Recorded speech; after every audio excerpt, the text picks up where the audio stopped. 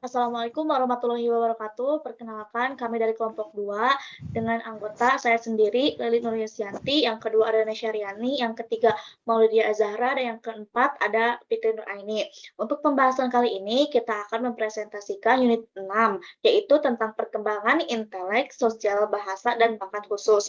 Untuk penjelasan berikutnya akan dijelaskan oleh saya sendiri. Perkembangan intelek. Menurut English and English dalam bukunya A Comprehensive Dictionary of Psychological and Psychoanalytical Terms, istilah intelek berarti antara lain: satu, kekuatan mental di mana manusia dapat berpikir; kedua, suatu rumpun nama untuk proses kognitif, terutama untuk aktivitas yang berkenaan dengan berpikir, misalnya menghubung-hubungkan, menimbang, dan memahami; yang ketiga, kecakapan, terutama kecakapan yang tinggi untuk berpikir. Bandingkan dengan intelligence intelek. Next slide. Yang selanjutnya, menurut Kamus Webster New World Dictionary of the American Language, istilah intelek berarti satu, kecakapan untuk berpikir, mengamati atau mengerti, kecakapan untuk mengamati hubungan-hubungan, perbedaan-perbedaan, dan sebagainya. Dengan demikian, kecakapan berbeda dari kemauan dan perasaan. Yang kedua, kecakapan mental yang besar, sangat intelligence, dan ketiga, pikiran atau intelijensi. Istilah intelijensi telah banyak digunakan, terutama di dalam bidang psikologi dan pendidikan. Namun secara definitif, istilah itu tidak mudah dirumuskan. Banyak rumusan tentang intelijensi seperti yang dikemukakan oleh Tinggi Gunarsa dalam bukunya Psikologi Remaja tahun 1991. Ia mengajukan beberapa rumus intelijensi sebagai berikut. Yang ke-1, intelijensi merupakan suatu kumpulan kemampuan seseorang yang mungkin memperoleh ilmu pengetahuan dan mengamalkan ilmu tersebut dalam hubungannya dengan lingkungan dan masalah-masalah yang timbul. Yang kedua, intelijensi adalah suatu bentuk tingkah laku tertentu yang tampil dalam kelancaran tingkah laku. Next slide. Yang ketiga, intelijensi meliputi pengalaman-pengalaman dan kemampuan bertambahnya pengertian dan tingkah laku dengan pola-pola baru dan mempergunakannya secara efektif. Yang keempat, William Stein mengemukakan bahwa intelijensi merupakan suatu kemampuan untuk menyesuaikan diri pada tuntutan baru, dibantu dengan fungsi berpikir. Yang kelima, Binet berpendapat bahwa intelijensi merupakan kemampuan yang diperoleh melalui keturunan, kemampuan yang diwariskan dan dimiliki sejak lahir, dan tidak terlalu banyak dipengaruhi oleh lingkungan. Dalam batas-batas tertentu, lingkungan turut berperan dalam pembentukan intelijensi. Intelek atau intelek adalah kecakapan mental yang menggambarkan kemampuan berpikir. Banyak definisi tentang intelijensi atau intelijensi, namun makna intelijensi dapat diartikan sebagai kemampuan seseorang dalam berpikir dan bertindak. Kemampuan berpikir atau intelijensi diukur dengan tes tingkat intelijensi berpengaruh terhadap banyak aspek. Tes intelijensi yang terkenal adalah tes Binet-Simon. Hasil tes intelijensi dinyatakan dalam angka yang menggambarkan perbandingan antara umur kemampuan mental atau kecerdasan, atau mental age, disingkat MA, dan umur kalender atau chronological age, disingkat CA. Pengukuran tingkat intelijensi dalam bentuk perbandingan ini diajukan oleh William Stein, seorang ahli ilmu jiwa berkebangsaan Jerman, dengan sebutan intelijensi quotient yang disingkat IQ. Artinya perbandingan kecerdasan. Rumus perhitungan yang diajukan adalah next slide. IQ sama dengan MA dibagi CA dikali 100. Apabila tes tersebut diberikan kepada anak umur tertentu dan ia dapat menjawab dengan betul semuanya, berarti umur kecerdasannya atau MA sama dengan umur kalender atau CA. Maka nilai IQ yang didapat anak itu sama dengan 100. Nilai ini menggambarkan kemampuan seseorang yang normal. Anak yang berumur misalnya 6 tahun hanya dapat menjawab tes untuk anak berumur 5 tahun, akan didapati nilai IQ di bawah 100 dan ia dinyatakan sebagai anak berkemampuan di bawah normal. Sebaliknya, bagi anak 5 tahun tetapi telah dapat menjawab dengan benar tes yang diperuntukkan bagi umur 6 tahun, maka nilai IQ anak itu di atas 100 dan ia dinyatakan sebagai anak yang cerdas. Untuk penjelasan selanjutnya akan dijelaskan oleh Fitri Nuraini. Kepada Fitri Nuraini, tempat dan waktu saya persilahkan.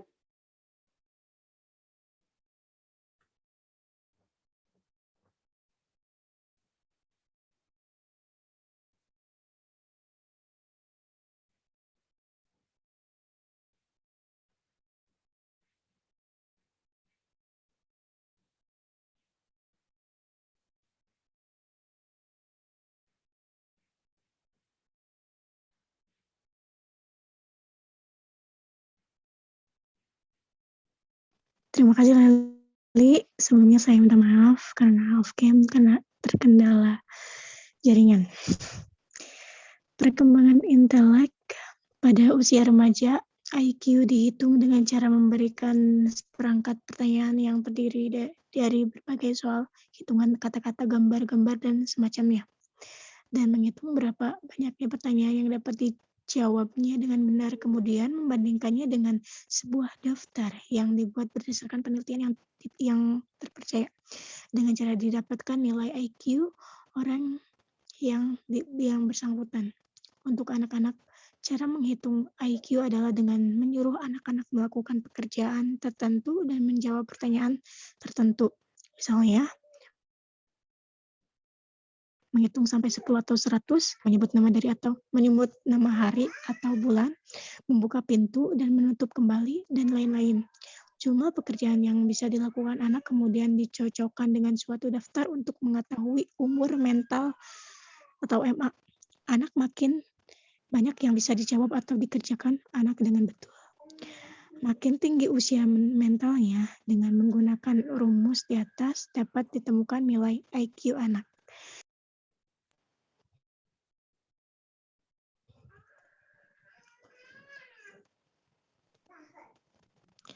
Perkembangan intelek berdasarkan nilai IQ atau kecerdasannya, anak dapat dikategorikan menjadi 6 kelompok, yaitu 1. 70 ke bawah, anak mengalami kelainan mental.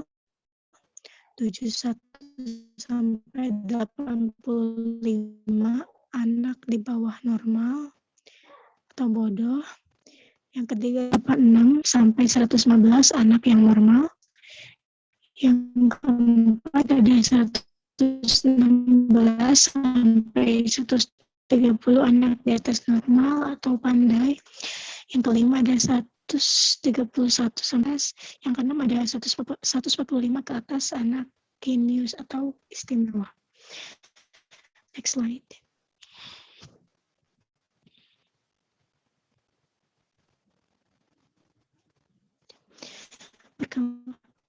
Menurut Alfred Binet, inteligensi merupakan kemampuan yang diperoleh melalui keturunan, lalu banyak dipengaruhi oleh lingkungan. Kemampuan berpikir berpengaruh terhadap tingkah laku seseorang. Yang berkemampuan berpikir tinggi atau akan kecepatan dan cepat dalam bertindak, terutama dalam menghadapi permasalahan. Hal ini akan berakibat pada pembuahan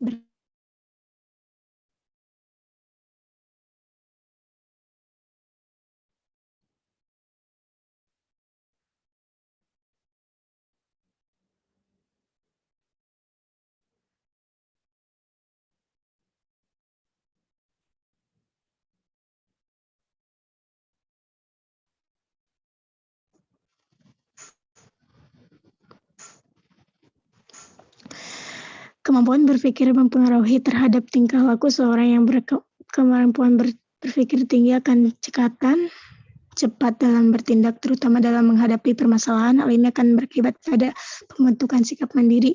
Sebaiknya seorang yang memiliki kemampuan berpikir kurang akan bersikap lambat dalam bertindak. Perkembangan inteligensi dipengaruhi oleh beberapa faktor, antara lain pengalaman belajar, berbagai bentuk latihan lingkungan, terutama lingkungan keluarga dan sekolah. Oleh karena itu, terdapat perbedaan kemampuan dan irama perkembangan inteligensi individu. Next slide.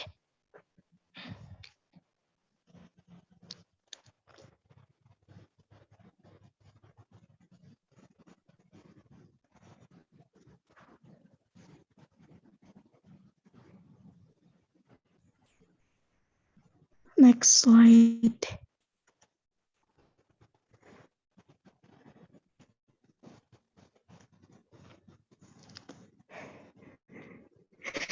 Beberapa teori tentang perkembangan manusia telah mengungkapkan bahwa manusia berkembang dari masa bayi ke masa dewasa melalui beberapa langkah dan jenjang kehidupan anak dalam menelusuri perkembangan itu pada dasarnya merupakan kemampuan mereka berinteraksi dengan lingkungan pada proses inteligensi dan interaksi ini faktor intelektual dan emosional mengambil peranan penting. Proses tersebut merupakan proses sosialisasi yang duduk melakukan proses sosialisasi manusia itu dapat dibedakan atas lingkungan fisik terhadap kehidupan, terutama kehidupan sosial, psikologis.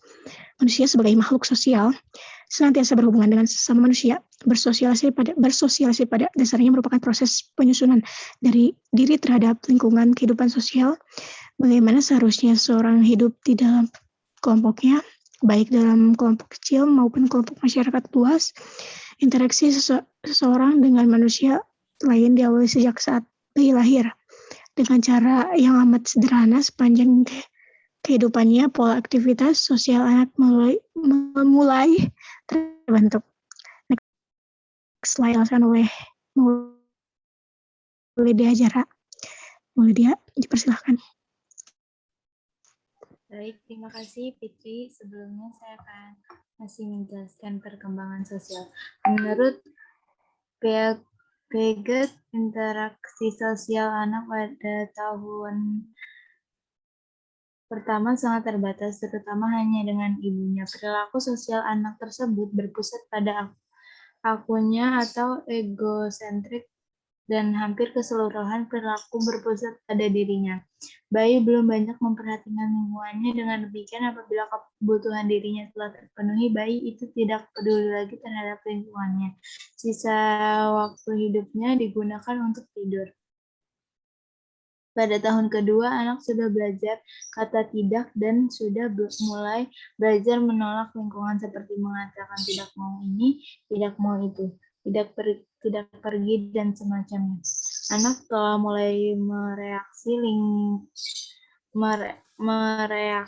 lingkungan secara aktif. Ia telah belajar membedakan dirinya dengan orang lain. Perilaku emosionalnya telah mulai dikembangkan dan lebih berperan perkenalan dan pergaulan dengan manusia lain dengan menjadi semakin luas. Ia mengenal kedua orang tuanya, anggota keluarganya, teman bermain sebaya, dan teman-teman sekolah. Pada umur-umur selanjutnya, sejak anak mulai belajar di sekolah, mereka mulai belajar mengembangkan interaksi sosial dengan belajar menerima pandangan kelompok, masyarakat, memahami tanggung jawab, dan berbagai pengertian dengan orang lain. Menginjak masa remaja, interaksi dan pengenalan atau pergaulan dengan teman sebaya, terutama lawan jenis, menjadi semakin penting. Pada akhirnya, pergaulan sesama manusia menjadi suatu kebutuhan. Next slide. Menurut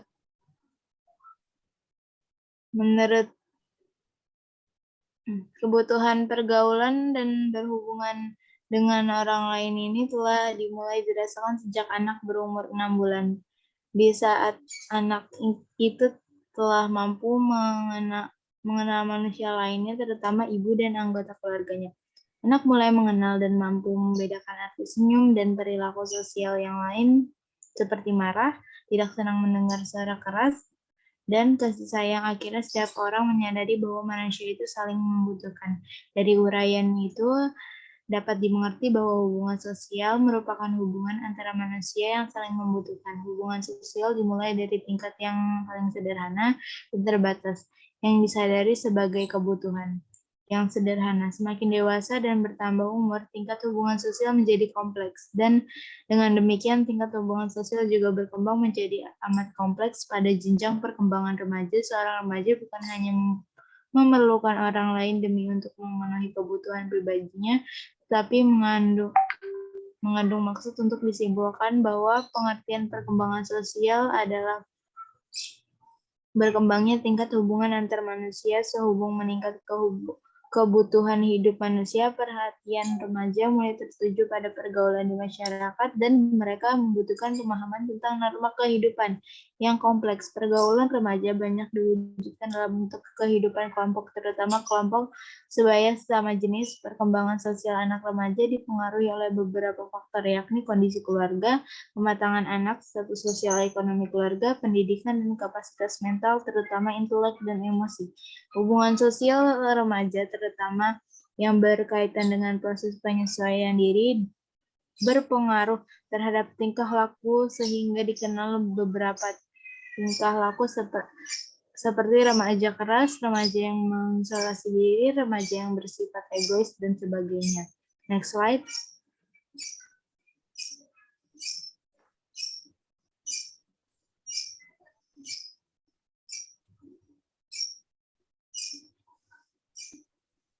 Next slide. Oke. Sesuai dengan fungsinya, bahasa merupakan alat komunikasi yang digunakan oleh seseorang dalam pergaulan atau hubungannya dengan orang lain. Bahasa merupakan alat bergaul. Oleh karena itu, penggunaan bahasa menjadi efektif sejak seorang individu memerlukan komunikasi dengan orang lain. Sejak seseorang baik berkomunikasi dengan baik, sejak itu pula bahasa diperlukan. Sejalan dengan berkembangnya hubungan sosial, maka perkembangan bahasa anak dimulai dengan meraba suatu bunyi dan diikuti dengan bahasa satu suku kata, dua suku kata, menyusun kalimat sederhana, dan seterusnya. Perkembangan bahasa terkait dengan perkembangan kognitif, yang berarti faktor intelek sangat berpengaruh terhadap perkembangan bahasa bayi. Perkembangan bahasa dipengaruhi lingkungan karena bahasa pada dasarnya merupakan hasil belajar di lingkungan. Next slide.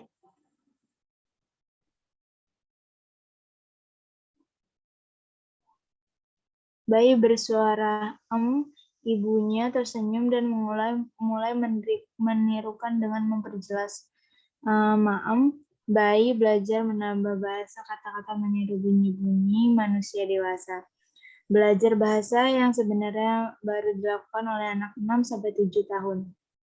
Jadi perkembangan bahasa adalah meningkatnya kemampuan pengasahan alat komunikasi, baik alat berkomunikasi dengan lisan, tertulis, maupun menggunakan tanda isyarat. Mampu menguasai alat komunikasi di sini diartikan sebagai upaya seseorang untuk dapat memahami dan dipahami.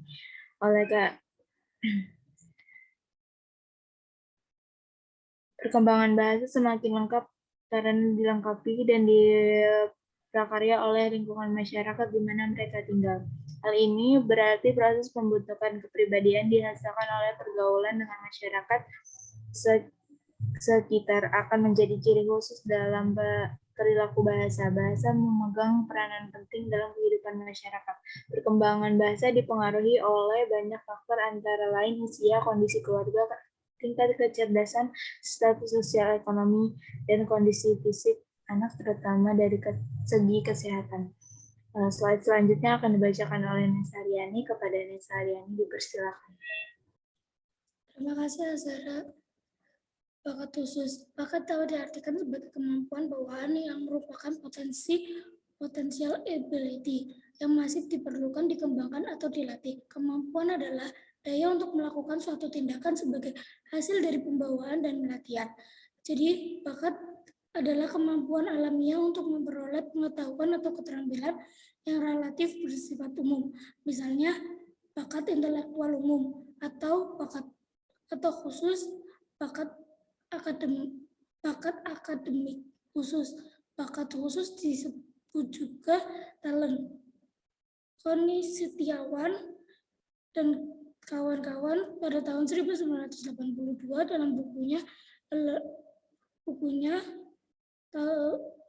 ayat 2. Pengertian bakat khusus atau talent di sini dimaksudkan seorang yang mempunyai kemampuan bawaan untuk di bidang tertentu. Misalnya bakat menggambar sebagainya ditemukan oleh Webster tahun 1957 sampai 1486.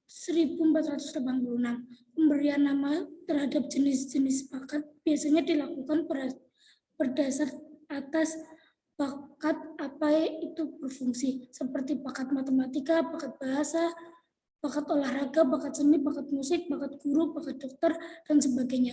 Bakat memungkinkan seseorang untuk mencapai potensi dalam bidang tertentu tetapi diperlukan latihan, pengetahuan, pengalaman, dan dorongan atau motivasi agar bakat tersebut terwujud. Bagaimana kita dapat mengenal dan mengidentifikasi para remaja yang mempunyai bakat khusus? Bagaimana karakteristik atau ciri-ciri mereka? Next slide. Alat-alat yang dapat digunakan untuk mengetahui bakat khusus mereka.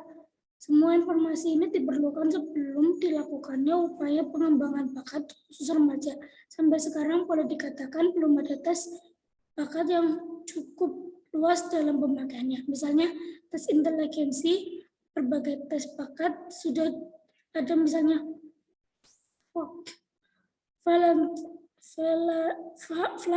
Flanagan Aptitude Classification Test yang disusun oleh Flanagan dan disusun oleh Binet dan Mertes. Matematika Technical Test yang disusun oleh Lindenberg masih sangat terbatas daerah berlakunya. Hal ini disebabkan tes bakat sangat terikut pada konteks kebudayaan di mana tes itu disusun, sedangkan macam-macam bakat itu terikat pada konteks kebudayaan di mana klasifikasi bakat itu dibuat. Walaupun demikian, kita bisa mengetahui bakat anak melalui observasi terhadap apa yang sudah dikerjakan anak. Untuk itu sangat diharapkan orang tua untuk selalu memperhatikan ciri dan keadaan anak mereka. Sekolah mengirimkan daftar ciri-ciri dan perilaku kepada orang tua dengan penjelasan bahwa sekolah perlu mengetahui sifat-sifat siswa agar merencanakan pengalaman dan pendidikan sesuai bagainya. Sebagai orang tua diminta memberikan keterangan tentang butir-butir berikut ini. Hobi, minat, bakat anak yang khusus, jenis buku yang disenangi, masalah dan kebutuhan khusus, prestasi unggul yang dicapai, pengalaman khusus, kegiatan kelompok yang disenangi, kegiatan mandiri yang disenangi, sikap anak terhadap guru, cita-cita untuk masa depan. Selanjutnya, bakat adalah merupakan salah satu aspek yang harus diperhatikan dalam membantu perkembangan seorang individu. Bakat adalah sifat atau kemampuan potensi yang bersifat bakat adalah sifat atau kemampuan potensi yang dimiliki seorang anak dan akan berkembang dengan amat baik dengan mendapat rangsang tepat. Ada individu yang dapat dimiliki bakat khusus seperti melukis, olahraga, musik, seni suara, seni tari, dan sebagainya. Secara umum, bakat itu mencakup 3 dimensi, yaitu dimensi perspektual, speak motor, dan intelektual. Oleh karena itu, bakat mempunyai ikatan erat dengan keberhasilan prestasi hasil belajar. Perkembangan bakat seseorang dipengaruhi oleh faktor dalam anak dan faktor lingkungan. Pemupukan bakat, terutama bakat khusus, dapat dilakukan dengan pemberian rangsang dan motivasi yang tepat serta penciptaan kondisi lingkungan yang kondusif. Sekian dari kelompok kami. Bila ada kesalahan kata, mohon dimaafkan. Wassalamualaikum warahmatullahi wabarakatuh.